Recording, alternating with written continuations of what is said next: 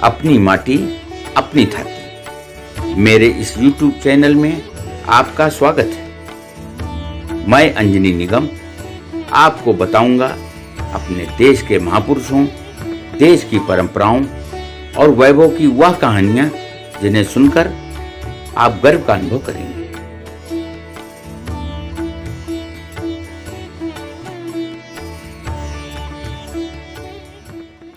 देश की आजादी में गर्म दलों की भी महत्वपूर्ण भूमिका रही है।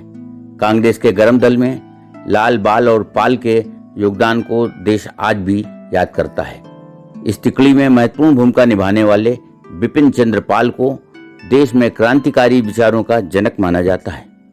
वर्तमान बांग्लादेश के सिलहट के पोइल गांव में एक वैष्णव जमींदार रामचंद्र पाल के घर 7 नवंबर 1858 में जन्मे बिपिन चंद्र पाल एक लेखक, वक्ता, पत्रकार, राष्ट्रवादी नेता, समाज सुधारक और शिक्षक थे। बिपिन चंद्र पाल को स्वदेशी आंदोलन को सफल बनाने का श्रेय दिया जाता है, जो उनके नेतृत्व में बंगाल विभाजन के विरोध में लड़ा गया था। उन्होंने देश को जातीय भेदभाव से मुक्ति दिलाने का भी काम किया। इसकी शुरुआत उन्होंने सबसे पहले खुद से की। उन्होंने एक ऐसी विधवा महिला से विवाह किया जो उनसे ऊंची जाति की थी। पाल के इस कदम से उन्हें घर से निकाल दिया गया। इन दबावों के बावजूद उन्होंने सामाजिक बुराइयों के खिलाफ लड़ना बंद नहीं किया। बिपिन चंद्र पाल की शुरुआती शिक्षा तो सिलहट में हुई, किंतु बाद में वे उच्च शिक्षा के लिए कोलकाता गए और प्रेसिडेंसी कॉलेज में दाखिला लिया, पर वे स्नातकोत्तर पूरा नहीं कर पाए। बाद में उन्होंने चर्च मिशन सोसाइटी कॉलेज, जिसे अब Saint Paul Cathedral Mission College कहा जाता है, में पढ़ाया और कोलकाता पब्लिक लाइब्रेरी में पुस्तकालय अध्यक्ष भी रहे। पहली बार स्वराज का लिखित प्रयोग स्वामी दयानंद सरस्वती ने किया था, लेकिन स्वराज को जन आंदोलन लाल बाल पाल ने ही बनाया। बिपिन चंद्र पाल 1886 में कांग्रेस में शामिल हुए। उन्होंने देश में स्वदेशी वस्तुओं के प्रयोग और विदेशी वस्तुओं के बहिष्कार की नीति अपनाई। जब क्रांतिकारी मदन लाल ढींगरा ने 1909 में करजन वाइली की हत्या कर दी, तब उनके पत्र स्वराज का प्रकाशन बंद कर दिया गया।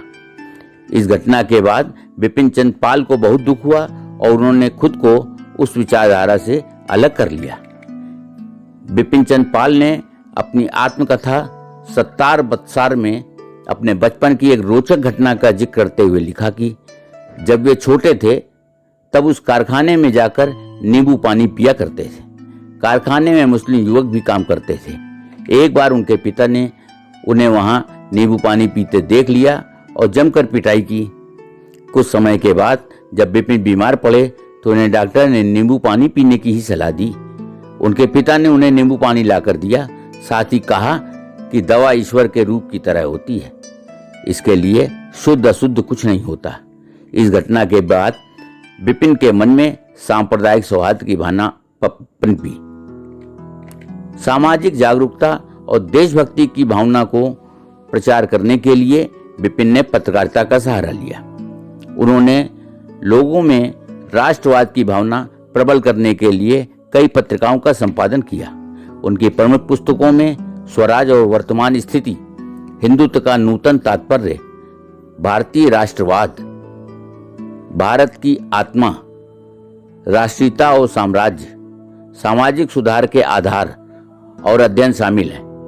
वे डेमोक्रेटिक, इंडिपेंडेंट और कई अन्य पत्रिकाओं तथा समाचार पत्रों के संपादक रहे। परिदर्शक, न्यू इंडिया जैसी पत्रिकाएं भी शुरू की। केशव चंद्र सेन, शिवनाथ शास्त्री जैसे नेताओं से प्रभावित पाल ने श्री अरविंद घोष के खिलाफ गवाही देने से इनकार कर दिया, जिस पर अंग्रेजों ने उन्हें 6 माह का कारावास दे दिया। अपने जीवन के अंतिम समय में बिपिन चंद्र पाल ने खुद को कांग्रेस से अलग कर लिया और एकाकी जीवन जीने लगे। 20 मई 1932 को कोलकाता में उनका निधन हो गया।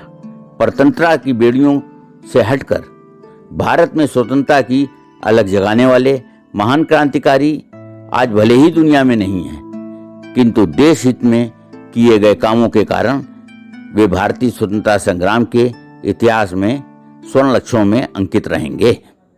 आज की कहानी में बस इतना ही। हम जल्द हाजिर होंगे एक नई गौरवशाली गाथा के साथ। जुड़े रहिए हमारे चैनल अपनी माटी अपनी छाती के साथ। और हाँ, यदि आपने हमारे चैनल को अभी तक सब्सक्राइब नहीं किया है तो जरूर कर दें, ताकि आपको मिलती रहे नित नई जानकारी। नमस्कार।